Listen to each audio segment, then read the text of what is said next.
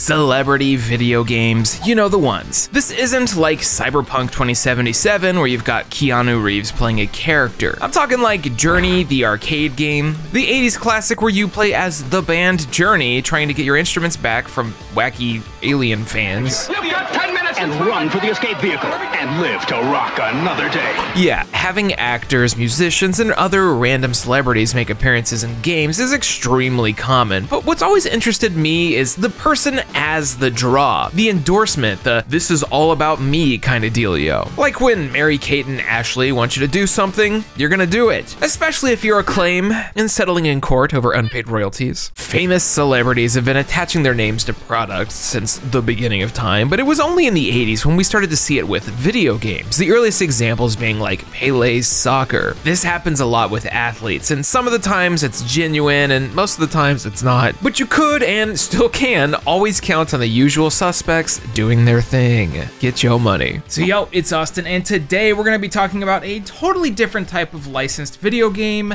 the celebrity tie-in. We're gonna be covering games and people from the 80s all the way to today, which of course means we're also gonna be looking at celebrities, actors, musicians from the last 40 years. And so let's say if you were born after 2003 and you have no idea who the Wu-Tang Clan are, well, I'm sorry. For me. But I'm not sorry about today's sponsor. If you want to eat good, fast, and now, we've got Factor. Buckle up, it's time to eat, and Factor's pre-prepared nutritious meals are coming, delivered straight to your door so you can have enough time and energy to do you. As you can probably tell, I tend to keep myself pretty busy with this whole YouTube thing, and when I'm in a jiffy, I want a quick bite, and Factor helps me do exactly that. I've enjoyed every meal out of the boxes so far, but this week in particular, I was a big fan of the creamy tomato and herb turkey ragu. Simply unbox it, toss it in the oven or the microwave if you're hungry now, and voila! Plate that bad boy, because we fancy. It's a keto-friendly version of a good Italian dish, and I'll eat this any day. Speaking of, they've got options for all sorts of diets. Vegan, vegetarian, keto, calorie smart, and protein plus are all options available each week. And with 34 meals to pick from each time, you'll enjoy that little variety spice of life. Factor also has other nutritious options, including these smoothies, which are like the perfect boost on the go. They also taste really good. Factor is also owned by HelloFresh, who I've done a deal with in the past. So between the two brands, there's plenty of options for anyone looking to have a meal. So head to factor75.com or click the link below and use the code Eruption50 to get 50% off your first Factor box. I'm gonna order me another one right now. Thanks so much to Factor once again for the sponsor, but for now, we need to slip and fall face first into the weird world of celebrity tie-in video games, the fad that never died. While this subgenre might have started with soccer and a rock band, the 80s saw any and every type of relatively notable person start to hop on the trend. Dr. J and Larry Bird went one-on-one on the Commodore 64. Frank Bruno ripped off Punch-Out, and I have no idea who Sabrina Salerno is, but she had to beat him up. However, no one really led this charge quite like martial artists. The real question is, who was first? Well, if your answer's Chuck Norris, you'd be right. 1984's Chuck Norris Super Kicks is a game that does exactly what the name implies, just with a little less party and a little more endless waves of murder. Though they quickly lost the license to Chuck and had to resell this as Kung Fu Super Kicks. Martial artists were, especially in the 80s, all over the dang place, and several of them ended up getting their own games. Unfortunately, Bruce Lee was one of those, getting his first video game in 1984 on all the old school PCs, 11 years after his untimely passing. It's simply called Bruce Lee, and it's one of the earliest examples of a beat-em up, especially one with platforming. Didn't stop there either. We got Bruce Lee Lives in 89, Dragon the Bruce Lee Story in 93, Quest of the Dragon, Return of the Legend, and Iron Fist 3D. If I had to pick just one of these to actually play, it'd be Return of the Legend for the Game Boy Advance. It's a pretty solid 2D platforming beat-em up made by Vicarious Visions, who did a good job cramming the Jeet Kune Do master into a tiny handheld. Just do yourself a favor and avoid Dragon the Bruce Lee Story. We all know Acclaim isn't, well, acclaimed, and this fighting game does not work. At least the Master System version has a killer walk cycle. I covered this ages ago, but Bruce Lee Quest for the Dragon for the Xbox. No, don't do it. You had to work pretty hard to get bad reviews back in the day, and Quest of the Dragon's weird mix of beat 'em up fighting combined with one-on-one fights doesn't do anything right. If you want to play a fighter with zero impact that's constantly screaming your combos at you, be my guest. There's only one other martial artist to ever come close to Bruce with the sheer amount of video games they had, and of course, it's none other than everyone's favorite Chun-Li, Jackie Chan. Jackie had a ton of these. On top of all the regional releasings slapping his likeness on covers and movie tie-ins like Police Story, there was something like Jackie Chan's Action Kung Fu, a Hudson-published action platformer where you control a very cartoony Jackie trotting along, beating up everyone without prejudice in order to get his girl back. I'm not sure about this cover though. Don't forget Spartan X2, a game-only sequel to Wheels on Meals. I'm sure you know exactly what I'm talking about. Ever played Jackie Chan the Kung Fu Master in arcade? The 90s digitized fighter where Jackie Chan himself is a hidden character. Yeah, there's also the technically doesn't count Jackie Chan Adventures video games. Dang, this is 20 years old now, huh? But I think the most absurd and probably famous of the bunch is Jackie Chan's Stuntmaster for the PlayStation 1, a game that's gotten just about every review score under the sun. Developed by Radical Entertainment. Yes, the people who made Prototype and Simpsons Hit and Run. Jackie Chan's Stuntmaster is a game that looks, frankly, hilarious. Featuring cinematics that were motion captured by none other than the world-renowned stuntman himself, this is, as you'd expect, a beat-em-up. One that some people love and some people completely hate. The story here is that you're chasing after your grandfather, who clearly got mixed up with the wrong people doing some awful things, and you're trying to save him. By, of course, running into rooms filled with random people minding their own business and beating the ever-loving Christ out of them. Or, you know, missing jumps. Overall, it's like, fine. I don't think anyone out there is pining for a remaster of Stuntmaster, but it's got some interesting gameplay and movement segments to keep things moving along. It's a little hard to get over how deformed Jackie looks, especially in comparison to some of the people you beat up. The animations look good and fluid, which is rare for the era, but unfortunately, it's just kind of bland for most of it. The music's kind of decent, I guess, even if sometimes it's a little wienercore. Although it's got a bunch of that weird 90s jank, there's definitely a bit of heart here. Radical are a good developer who made a ton of great games, and Stuntmaster has some fun ideas surrounded in some slog. I like being able to take different routes in each level, and I love the fact that each character model has a real human face pasted on it. And hey, IGN gave it an 8 out of 10, which means it must be better than God Hand. Jackie is lucky to have so many video games. Sometimes it just doesn't work out. Sometimes your name doesn't mean anything at all, and other times you end up like Steven Seagal is the final option, as in unreleased and leaked onto the internet years later. Washed up professional dirtbag Steven Seagal once had a video game in development. Steven Seagal is the final option. You can't really judge this thing considering, well, it never actually came out, but you can play it with a few clicks and bad decisions. You play as Steven Seagal. Well, actually, you play as a stand-in digitized version of him because the developer didn't want to shell out the money. This thing was a beat-em-up made by Rydell Software Productions, who would go on to form Running with Scissors. You play as the Aikido master as you do a weird sidestep through levels, punching, kicking, and stabbing. Or, you know, falling into a pit of lava and choosing to resurrect yourself anywhere in the map. Nice. Also, I like how a gun is like the best option here. The ancient martial art of gun. The final option wasn't finished, so you can only expect so much quality here. But I think even if it were, it'd still suck the big one. Kinda like countless other celebrity tie-ins before it. For example, I don't think anyone out there wanted Dennis Miller That's News to Me, a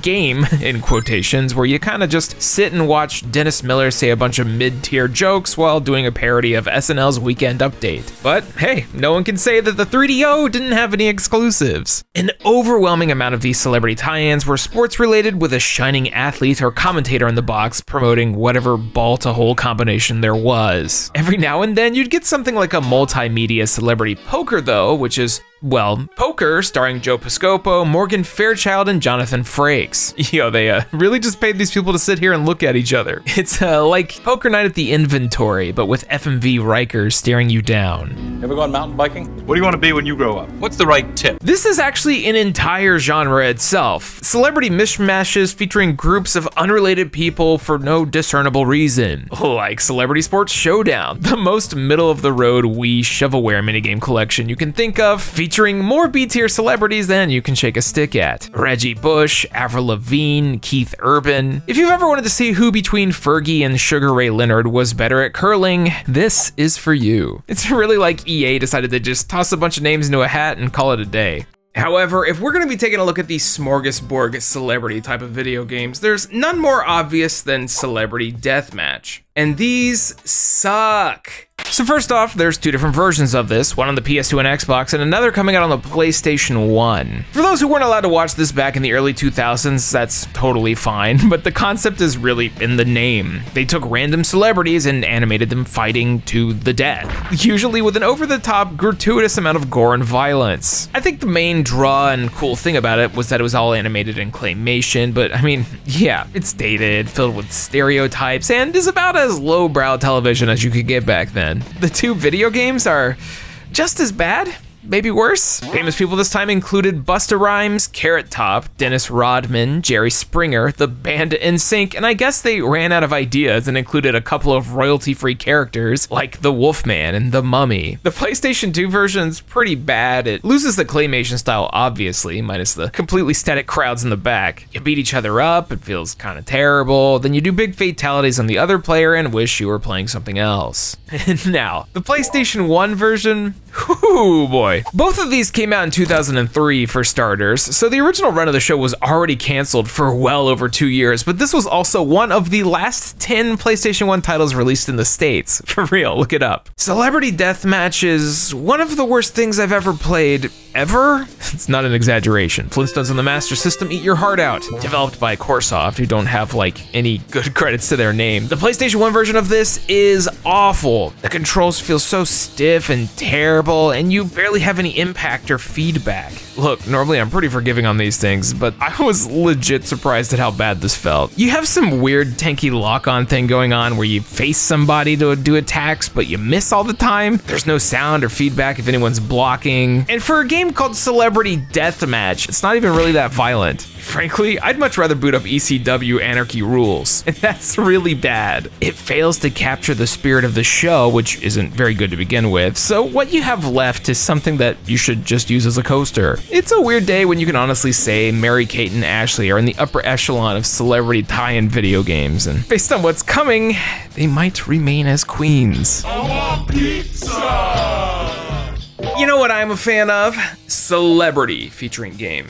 As in, like, we are spending a bunch of money on this person when we are hinging everything on the inclusion of them, quality of the product, advised. Steven Seagal is the final option. It's definitely one of those, and you actually still see some of these today. It's easily identifiable on a cover, like I'm sure people remember John Woo presents Stranglehold. You see it in movies and TV shows from time to time too, usually some famous person or auteur slapping their name on it in an attempt to increase those sales. That's not to say Stranglehold is bad or anything, it's just, I see what's going on here midway, we'll come back to you. This is kind of a hybrid, but one that comes up in this discussion is VIP starring Pamela Anderson.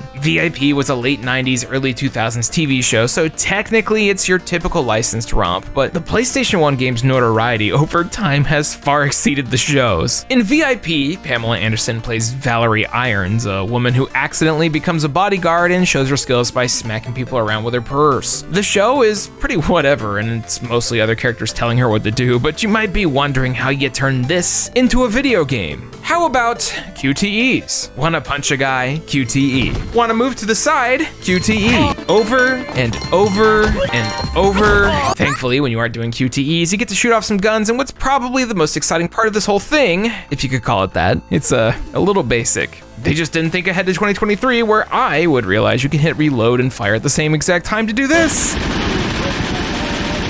Time Crisis, eat your heart out. I can't hear anything. At least if you finish a level with an A rank, you get some sexy pictures, or even better, sexy CGI stills. I'm willing to bet money that someone was definitely pulling a Code Z. There's actually several versions of VIP out there. PlayStation 2, Game Boy Color, Advance, all of which seem pretty middle of the road, and all of which feature Pam's maximum cleavage. The Game Boy Advance port of VIP actually looks decent, which is the stupidest thing I've ever said, though only the PlayStation 2 port takes the QTE to the next level. Stick rotations, baby. VIP was one of the first times I ever saw a real-ass person pushed on the cover with their name in order to try and sell something completely unrelated to them as like a person. Even GoldenEye 007 with its big ol' memified face on the box, very clearly showing us Pierce Brosnan as they were using his likeness, didn't have the name advertised anywhere on the cover or back. He was a character, he was James Bond, not featuring Pierce B. Although to Rareware's credit, because of this classic, I can't not see the dude as 007, even when he looked like this. But as far as celebrity featuring game goes, VIP was just the beginning. The mid-2000s rolled around and a bunch of people were like, hey, I want to do that too. And for some reason they all like have the same cover. Vin Diesel, Wheelman. Jet Li, Rise to Honor. Or in the case of Spy Hunter, Nowhere to Run, Dwayne. Taking up a full 80% of the box art, where they kind of just put the car on the bottom. Jet Li's Rise to Honor is a game that you could probably visually mistake for Yakuza 1, just with a lot more PS2 beige. This one's a, in my opinion, pretty underappreciated attempt to make a cinematic beat 'em up. It's most similar to that awful Xbox Bruce Lee game in this video, but clearly with a lot more experience and heart. Obviously featuring Jet Li, who lent his voice, motion capture, and likeness, Sony essentially made themselves their own playable action movie. One where all the combat looks extremely ridiculous. Well, except the slow-mo finishers, those look dope. You could tell that Sony was already beginning to lean into the whole AAA movie as a game deal with this. Many levels are set pieces, and the focus seems to be more on the moment-to-moment action as opposed to any deep gameplay. Also, it's got that multi-directional analog stick fighting that's never been enjoyable to me, like ever. The shooting sequences are alright though. Next up, Vin Diesel, everyone's favorite Street Sharks fan. I've got something here with such fantastic detail it's gonna blow you away. Head shark! When I think of nerdy celebrities, I think of Henry Cavill building a PC and being like, yeah, Warhammer, let's go. But I also think of Vin Diesel, the dude who got a womb tattoo of his D&D character's name, but also the one that created his own video game company, Tygon Studios, so he could make games starring himself. Vin seems to run that thing every now and then with a couple canceled titles, but they were responsible for a few tie-ins for his films as well as an original, Vin Diesel's Wheelman. Oh, Wheelman.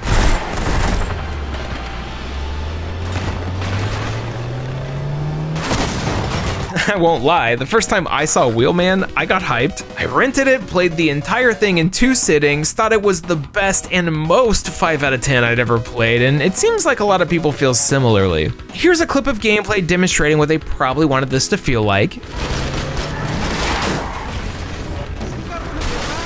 And here's what it looks like most of the time.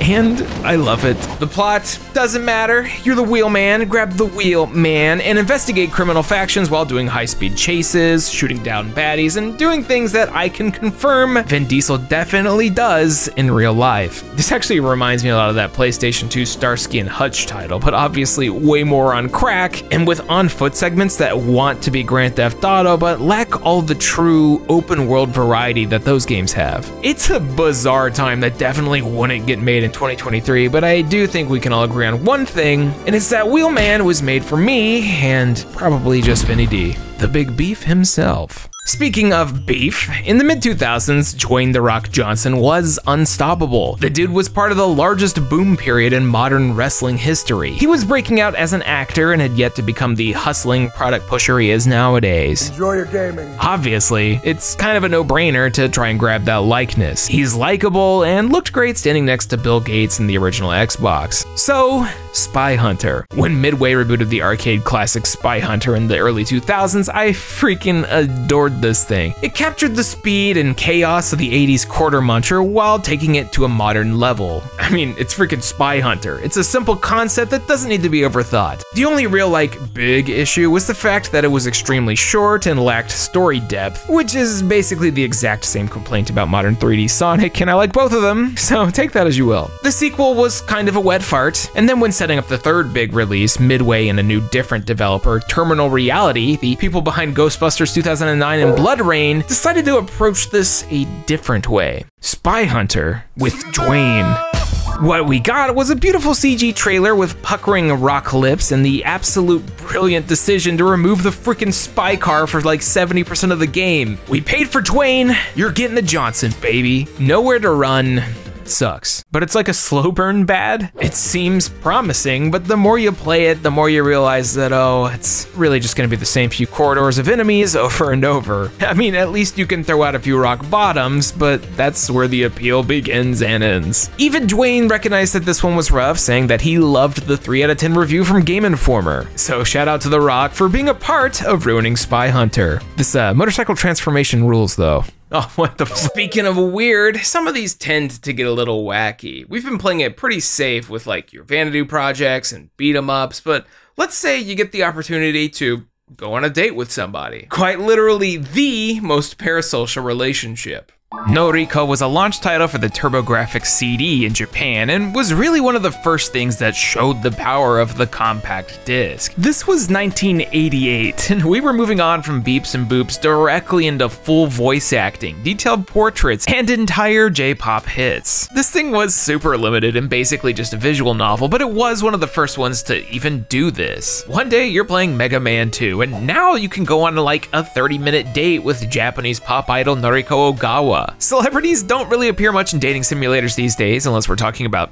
Doja Cat or Vin Diesel, and understandably so. These things were taking parasocial relationships to the next level. As you'd expect with, you know, culture, celebrities outside of America had their own games that you'd never really see or understand over here. Takeshi no Chosenjo, also known as Takeshi's Challenge, is probably the most famous, or infamous, of the bunch. Beat Takeshi is a world-renowned actor who liked to dip his toes into some weird stuff every now and then. Takeshi's Castle, anyone? But Challenge is absurd and an actual joke that's just bad. There's also Toshiro Masashi no Princess ga Ippai, starring this guy, or La Sail Ishii no Child's Quest, starring a J-pop band called Childs. Look, it's not for me. Way more recently, there's a 3DS game for Gaki no Tsukai, one of my favorite Japanese variety television shows. You gotta love Downtown. A lot of this probably means nothing to you, which is fine. You hop on over to the UK and we've got something like Samantha Fox Strip Poker. Nope, not showing this. If you want some good old-fashioned American celebrities, you could always boot up Shelley Duvall's It's a Bird's Life.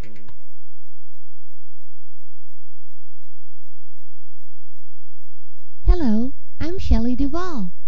Another 3DO exclusive. If we're feeling a bit more on the educational side, you could always launch Buzz Aldrin's Race into Space, an Interplay-made simulation that sought to recreate the space race. It also doesn't feature Buzz anywhere except on the box. It says they consulted him at least. I hope they didn't get punched. There's also a wild amount of reality TV show-based video games out there, which I personally think is a different topic, mostly because there's not enough time, but also because I don't want to think about Duck Dynasty for the PlayStation 3 again. At least not right now. But we could boot up Steven Spielberg's Director's Chair, a slightly better version of Make My Video, one featuring Jennifer Aniston and Quentin Tarantino. Yeah, no, for real. Konnichiwa, Steven Spielberg des. Which brings me to the antithesis of the gamer, sports. Sports and video games have walked hand in hand pretty much since the beginning of them. Heck, Pong was just a recreation of tennis. You could be playing Barkley Shut Up and Jam on the Super Nintendo, throwing out dunks left and right, riding as Tony Hawk and doing the 900. But what about famous athletes appearing in games that aren't sport related? The first thing that immediately comes to mind is actually Barkley Shut Up and Jam Gaiden, but that's an unofficial 11 out of 10 fan-made RPG, one that takes place in a post-apocalyptic world where basketball is outlawed. Seriously, y'all should play this. However, what about an official product? Keeping with basketball, one of the most famous and influential players of all time, Michael Jordan, is no stranger to the celebrity endorsement. I mean, dude's got his own shoe brand. But in 1994, he would team up with Electronic Arts to create Michael Jordan in the Windy City for the Super Nintendo. We could talk about Shaq Fu, Lord knows everyone has, but this one's way more ridiculous. They are both similarly ranked among the worst titles of all time, so what can I say? 1994 was a great year for basketball players starring in video games. Chaos in the Windy City is an action platformer, one with an amazing cover showing Jordan dual-wielding elemental b-balls, so that's a great start. Same with the title screen. Oh god, I can't not see the Jordan face on the top left is the same sprite from Barkley Gaiden right end. They do a whole Doom thing here too, where Michael gets progressively sadder the more damage he's taken. Chaos in the Windy City is like peak 90s weirdness. The plot is that all the members of an all-star team playing for charity were kidnapped, and it's up to Jordan to save the day by finding keys and unlocking doors. Yeah, this is like 80s design disguised as a 90s title. It's like they took Bugs Bunny Crazy Castle for the Game Boy, where you gotta get keys to open doors and toss the B-baller into it, which actually makes sense because there's an official Space Jam game on the PlayStation 1 as well. What can I say? The controls are stiff, the moment-to-moment gameplay is pretty uninspired. I mean, I love that there's a jump and then a dunk jump where you go a bit higher. I love that you have to net the ball in order to get items, and I mean, look at the screen. This thing's ridiculous. Why am I in a gooey lab? What are these massive meathead enemy types? What's going on? The problem is, it just doesn't feel good. This takes place in Chicago, the Windy City, obviously, and you even get to ride the L. And by that, I mean terrorizing the train and beating up random journalists while racking up all kinds of felonies. Michael Jordan, Chaos in the Windy City is now my canon version of Chicago, and while you're in town, make sure to go catch the giant brain baby live. So yeah, a lot of these celebrity tie-ins are famous athletes being featured with whatever their sport is, and maybe occasionally we get a Michael Jordan in a weird spin-off, but there's only one more group of famous people, I guess, that are just as heavily featured, and it's musicians. Everybody loves music, except for that one guy I met in college who was terrifying, but there's plenty of these to go around. There were a few of these early on, but once gaming progressed to the disc era where we could have CD quality audio, we began to see musicians hop on the ball left and right. We'd come a long way from Journey Escape on the Atari. There was a kicker here. In the 90s, rhythm games weren't a thing yet. That first honor would come to Parappa the Rappa in 1996, so a lot of these musician tie-ins were based around taking a name and shoving them into an entirely different genre just to see what worked. Some more successful than others. Ever played Make My Video? Sega CD Classics. It's a super early FMV game where you do exactly what the title says. There's NXS, Crisscross, and of course, Marky Mark and the Funky Bunch. You basically take different clips and effects to assemble / ruin a music video that already existed. Don't play these no matter what. Girls, can't live with them? And shoot them. There is, of course, Revolution X, starring Aerosmith, a game where you shoot discs at bad, oppressive people who want to censor fun and music. Michael Jackson's Moonwalker, both versions. That arcade beat-em-up was something magical, but also the Genesis sound chip threw down hard with some classic 80s MJ tunes. Who could forget a game where you had a dance troupe screen-clearing special attack? Also Mecha Jackson. Bizarre. There's actually a lot of examples of this. Wu-Tang Shaolin Style on the PlayStation 1 was a reskin of the unreleased Thrill Kill. This game is most notable for being quite literally something you don't want to f with. Sorry, RZA. But also it had that ridiculous W-shaped controller, and honestly, that makes up for everything. How about a PC-only light gun shooter starring Iron Maiden's mascot, Ed Hunter? You gotta love these GeoCities Webring sounding MIDI versions of their music. It's so farty. Screwball, Frankie Goes to Hollywood, Spice World, Prince Interactive. Oh, and also Queen the Eye, a game that has basically nothing to do with the band Queen besides music. I mean, that's some good music though. And this guy.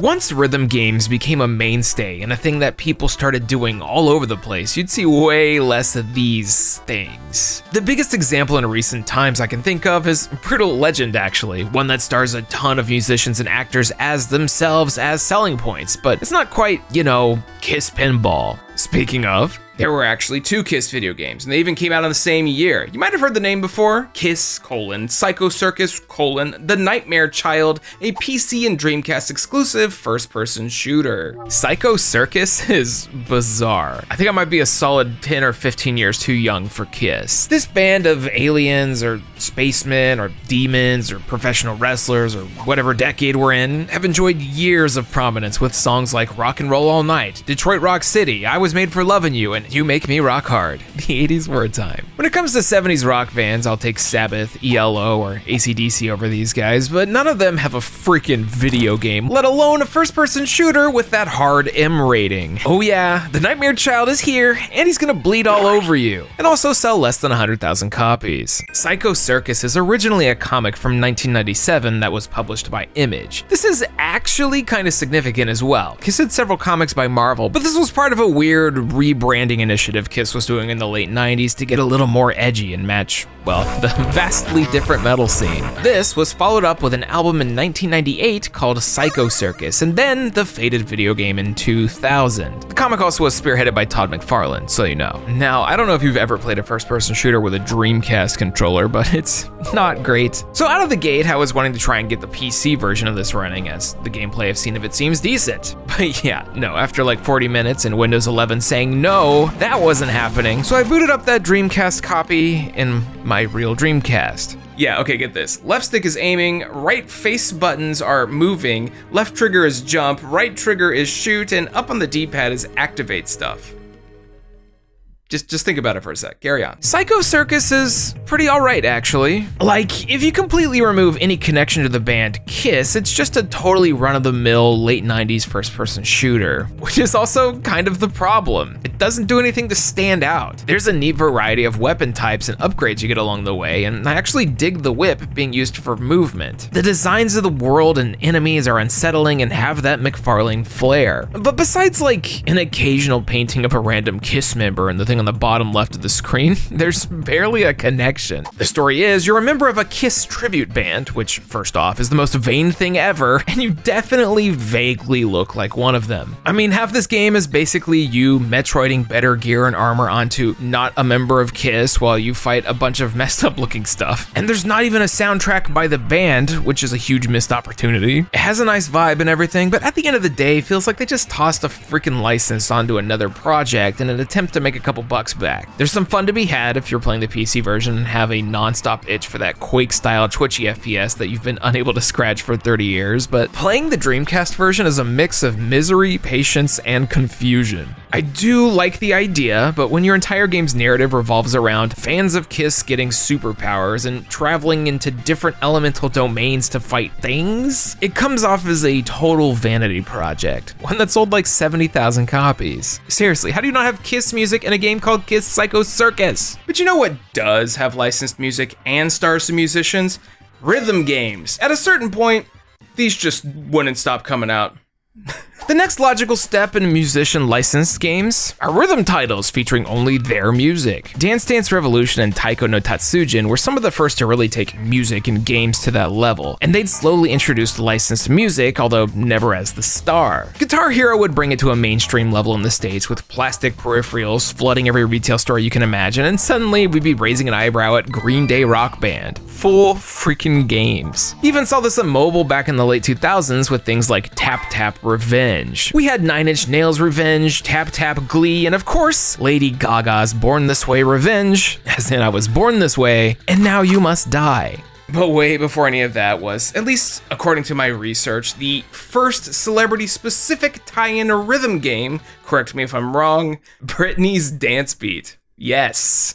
My world tour is starting soon, so I'm holding auditions around the country to find the best dancers. Dang right, Brit. We're gonna be playing all your music today. All 5 songs. Oh yeah! Britney's Dance Beat is such a straightforward idea. It's a rhythm game where you're auditioning to become one of her dancers. One half song at a time. You press buttons on this circular rhythm track as they rotate, which is a pretty cool way to do this actually. Downbeats will be on the outside, D-pad presses and upbeats on the inner ring. It starts off extremely simple, but evolves into something that, while not quite Project Diva, was enjoyable. You're also playing to 100% certified Britney Spears bangers, so I mean, what's not to love? No toxic though, it's too early. It's just you'll be done with the game in like 20 minutes, so I guess that kind of sucks. Although you do get a final performance of Oops, I Did It Again with none other than Spears herself. 12-year-olds rejoicing everywhere. There's a bunch of unlockable videos and live performances, so make sure to grind out your backstage pass so you can try to get backstage. Sorry, wrong pass. Dang,